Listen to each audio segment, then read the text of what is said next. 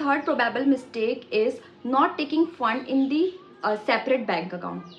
As per section 42, when a company is raising investment through private placement procedure, it has to take fund only in the separate bank account. Separate bank account which is dedicated only for taking the investment in the company. It should not be clubbed with the current account of the company. Okay, and the money shall be utilized only once the filings have been done by the company by taking it in the normal account of the company.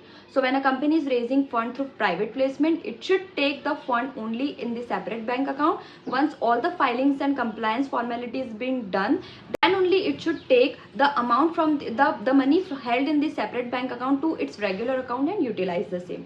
This is one of the important compliance which is to be taken care on the part of the company. One such company named PaySwift Technologies Private Limited, which has defaulted in complying the provision of taking the money in the separate bank account. It has taken the money directly in the current account and started utilizing it also. And a penalty of 1.5 crore was implied on the company for making such non-compliance. The link to the order is attached in the description box for your ease of reference. So never take the fund in the regular account of the company. One should always take the fund only in the separate bank account of the company.